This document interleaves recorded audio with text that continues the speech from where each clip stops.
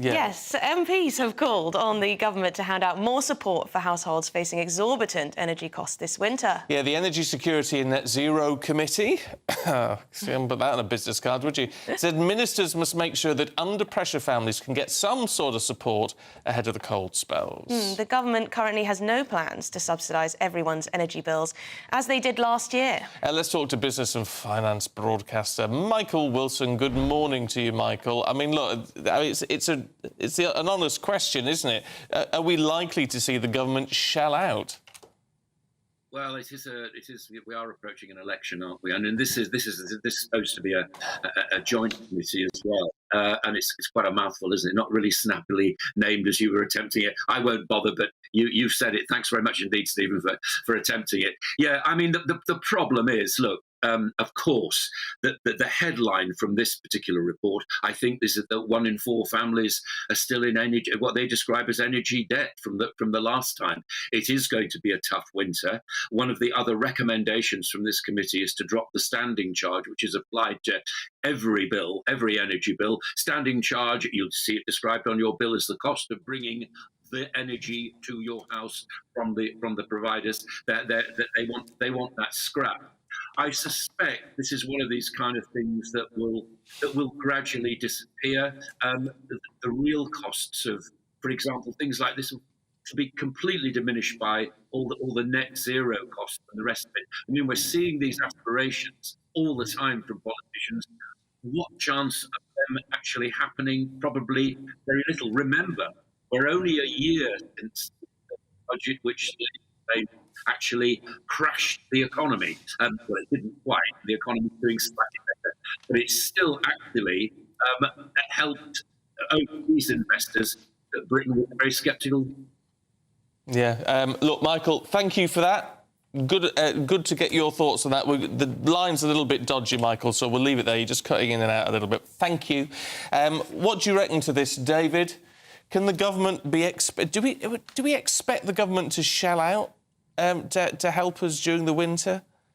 It's become too much of an expectation. How much can the government continue shelling out? We want the government to shell out about everything, don't we? I mean, you know, is there any money left in the pot? Yeah, can we just stop saying the government to shell out? It's our money. Yeah. It's taxpayers' money. It's not the government's money. Yeah. It's our money. Does that mean we should get it back? Well, maybe we shouldn't give them quite so much in the first place. Well, that would be nice. What do you think? Well, apparently there's no possibility of any tax cuts coming our way. No, according to Jeremy Hunt. So we may as well take what we can in the benefits on our energy bills. No, but I was a bit confused because I thought energy costs were coming down.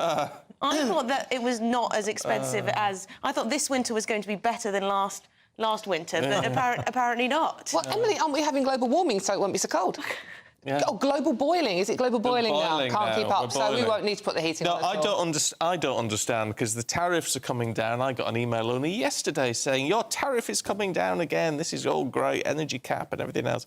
And yet my bills have gone up £75 a month in the last month. Yeah, actually, now you mention that, I got something like that. So how do they work that out? How do they do that? I don't know. Mine's the same. It's like, you know, yeah, good news, it's all coming down. Oh, but here's your latest bill and we're putting your direct debit up to cover the additional costs. Yeah, I don't know. I think they make it purposefully confusing to understand their bills. Hey, you can always try phoning them up on the helpline. No, no, because no one ever answers, ever. No. Well, I think it'd be quite... It's difficult, isn't it? I think the energy price gap has something to do with the issues we're facing. You artificially put a cap on the prices. This is getting a bit...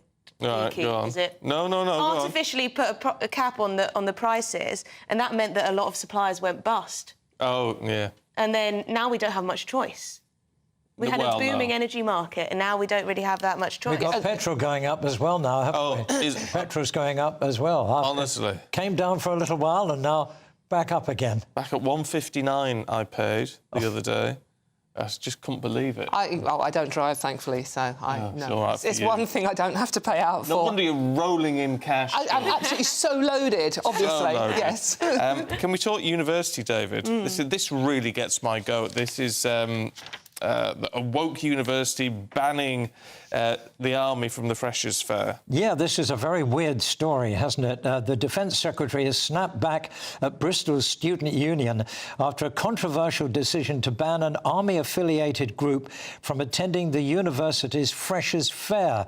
Grant Shapps said the decision to turn away the Officers' Training Corps was absurd and indefensible, claiming it would deprive students of opportunities to gain new experiences, develop valuable skills and have amazing adventures. The question is, why would anybody do that? Why would anybody want to ban them? Do you know what? I went to Bristol University. Did you? And when I was there, I think I missed this sort of woke stuff. I was going to say it's why you've come out and you're such a woke character. No, I didn't actually get involved in any of the student politics. I was too busy having a good time at all the nightclubs and whatever else. But why would you do it? Why would you? Because they're anti-military. Because they're anti the UK having any type of foreign policy, and you know they're of the Jeremy Corbyn type that we should all be complete pacifists.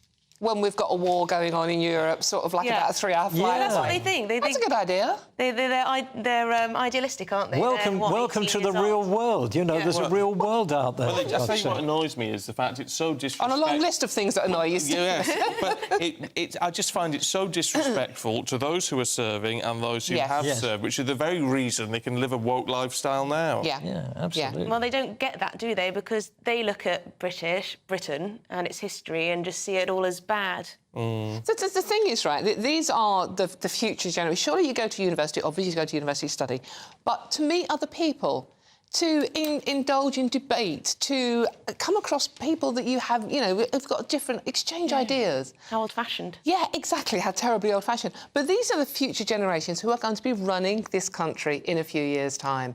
And they are wrapping themselves up in cotton wool. No one's actually doing it. They're wrapping themselves up in so much cotton wool. When they come out and they face real life, it's going to be a real wake-up call. Also, the army is has so many opportunities for graduates, and it, you know, it's Emily, fantastic, you know, career. Yeah, Emily, it's discipline. It teaches you discipline. It teaches you respect. It teaches you so many. I mean, as you know, Stephen. I mean, your lovely other half. I mean, you know, he served his time.